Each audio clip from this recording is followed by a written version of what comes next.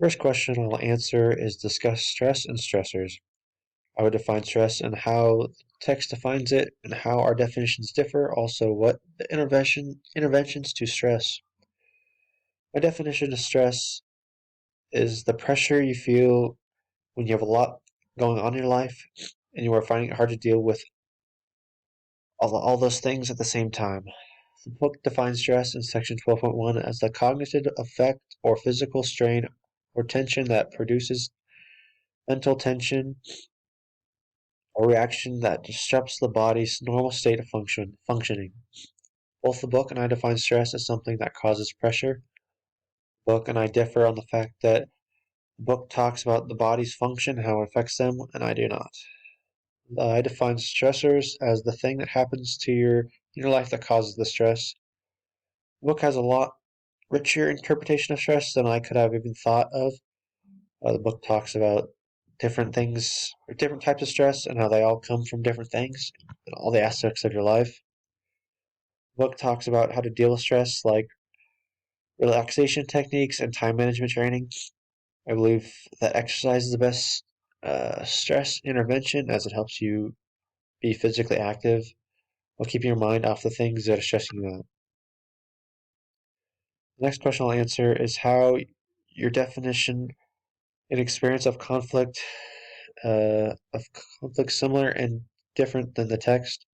What are the things that the author presents that you should be aware of or wish you'd previously been aware of? Are there any concepts, approaches, or ways to think about stress that you have been missing? My definition of conflict is people having a disagreement over something. The book says that the conflict is an interpretation of independent people that have opposing goals and values and who see the other party as interfering while achieving these goals. My definition is closer to the definition of a disagreement because I do not think that it had to do with goals or something interfering. I think that functional and dysfunctional conflict is a good thing to be aware of. The book says that conflict is good when it is functional because it helps people see what is important and should be addressed in the interaction. But dysfunctional conflict can destroy relationships.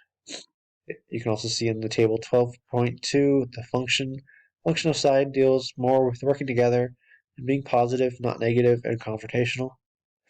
The phases of organizational conflict show that conflict does not come out of nowhere. There are phases that you can see beforehand, and there are phases to handle conflict as well. I think that stress can affect people differently, and they cope the way it works for them. The last question I'll answer is the chapter discusses conflict management. What from the concepts Brennan do you believe is most helpful in structuring how you think about conflict? Most importantly, the resolution of conflict. I think that compromise is the best way to handle conflict. When both parties get something, they also have to give something. So it feels like it is a win-win situation. It also feels like a lose-lose situation at some point, but at least you got the situation handled. You don't have to deal with uh, conflict. I think that avoidance is a very good way to resolve conflict because some conflict do not go away. Some even get worse, and you have to remedy them. I think if you do not remedy them, they never go away, and it's just always a bigger pain the longer they go on. Collaboration is also a good way to solve conflict because each party is able to express what they want, and the goal is to satisfy all the people involved. This would be hard to do in many situations because you have to alter your thinking, give up something, sometimes return into more of a compromise. Also, it doesn't really work if you're looking at one thing, looking at a money-based life. One person's always going to be happy, one person's not, or they're both not going to be happy. You can't really compromise. You can't really find something else that works out for both of you that you'd both be happy with. Um, you are still evaluating the situation and choosing the best one. I do not think it is a good idea to be confrontational. Instead, you need to be solution oriented and deciding the best way to solve a conflict. Conflicts are never a really good thing to have in your life as they can cause even more stress or just be a hassle on your every day to day life.